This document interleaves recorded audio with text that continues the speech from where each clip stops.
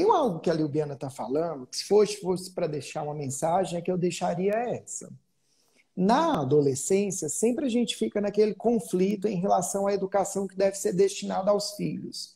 Eu devo permitir, sendo amigo, sendo compassivo, aquela figura do amigão, ou eu devo a todo momento dizer que não pode, impor um limite e mostrar que é meu jeito?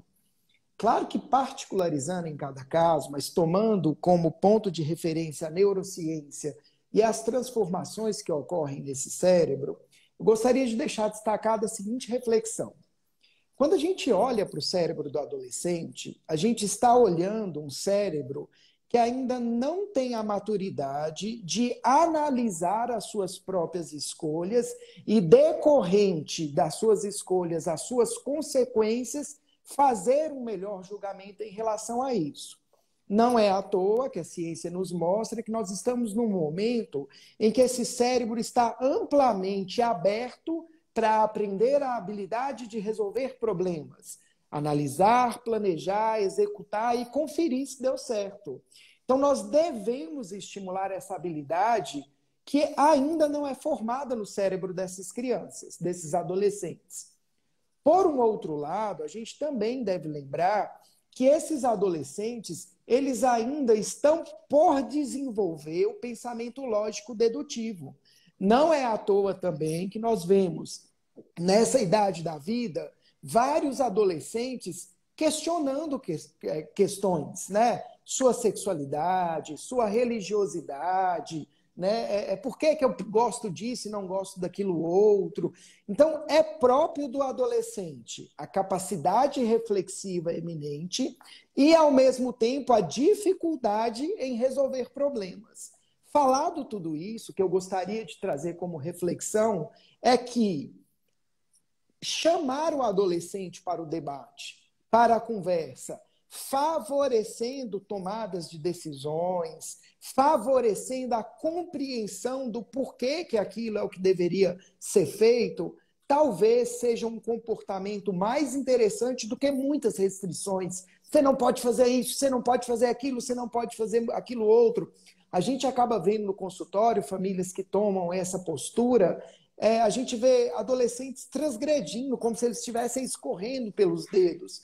Eu não estou dizendo, com os perigos desse mundo que a gente vive, a gente sabe que a gente está num mundo maluco, que nós não devemos colocar imposições. Eu também não estou dizendo que esse debate não significa que a palavra final vai ser dos pais. Eu só estou dizendo que nós temos que ajudar essa criança no seu processo de adolescer, se tornar adulto, porque logo mais é ele que vai lidar com as suas próprias situações, com seus próprios conflitos. Então, eu queria chamar a atenção de que na adolescência também não é levar tudo ao debate. Não, eu quero colocar aqui a minha opinião. Não é nada disso que eu estou dizendo.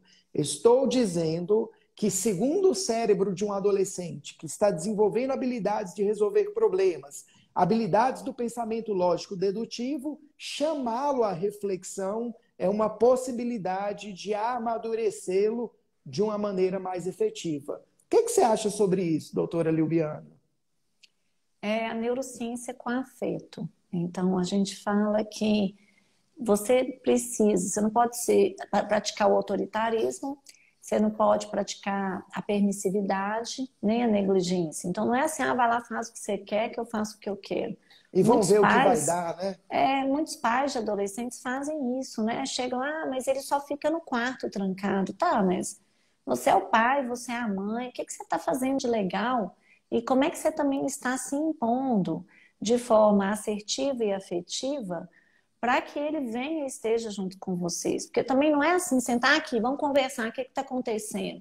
Não é assim, né? Então a gente tem que se aproximar, a gente tem que também fazer programas legais, divertidos, a gente tem que mostrar um interesse pela vida deles.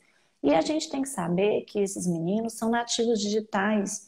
A educação que a gente recebeu na adolescência não se encaixa mais para educar os nossos filhos que são nativos digitais. É tudo muito diferente. Eles nasceram no mundo imediatista.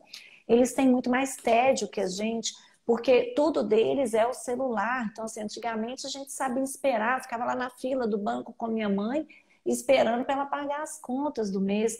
Hoje em dia ninguém entra na fila de um banco para pagar, mal, às vezes na padaria, quando está cheia, entra numa filinha ali. Então, e aí quando está na filinha, o que a maioria faz? Pega o celular, começa a se distrair. Então, uma geração que o cérebro foi treinado a ter tudo de forma muito imediata. O cérebro é treinado que, eu quero pedir comida, eu peço no Uber Eats, eu quero pegar, eu quero me transportar daqui a ali, se não puder me levar, eu tenho Uber. Tudo é muito fácil.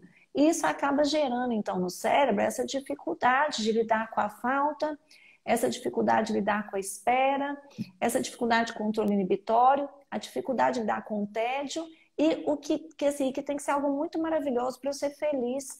Que eu não consigo mais ser feliz com a vida simples do dia a dia, com as coisas cotidianas. Sentar com a minha família e tomar um café da manhã gostoso, batendo um papo ali com uma musiquinha legal. Então, a gente tem que trazer isso de volta e tem que levar uma reflexão dos pais, que os pais são modelos, são exemplos, porque muitos pais também estão o tempo todo na internet. Então, assim, eles acabam largando os filhos, né? Desistem dos filhos porque eles não têm conhecimento. Agora, por que que pais não estudam para ser pais? A gente tem um curso aí agora, né, da neurociência com afeto, como você vai educar seus filhos. Porque a gente estuda para tirar carteira, a gente estuda para fazer uma receita, a gente estuda para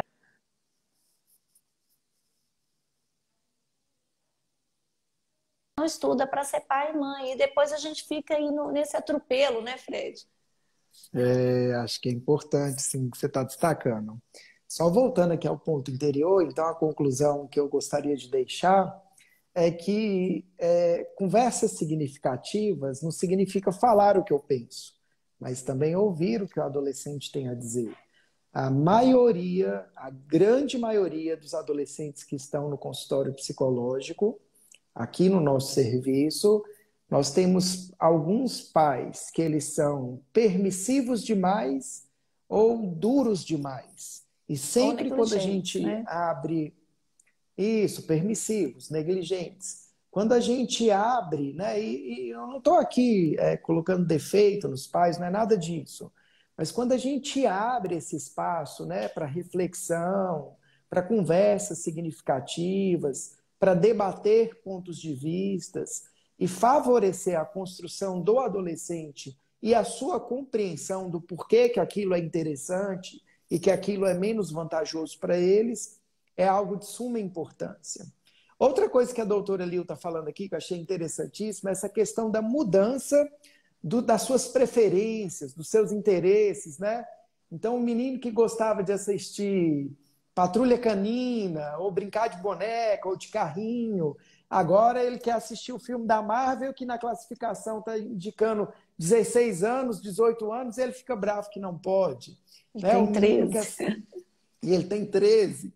Né? Então, entender que, de fato, esses interesses mudam também por uma questão neurológica. Né? Então, a gente está tendo uma modificação ali em áreas responsáveis pelo sistema de prazer e recompensa, sistema límbico. Então, não somente dizer aquilo que não pode, mas também ofertar, né?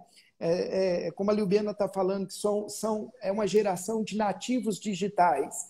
Então, de que maneira que a gente pode ofertar coisas que são interessantes, tanto do ponto de vista das tecnologias, das telas, dos eletrônicos, mas também aquilo que diz respeito a encontros, né?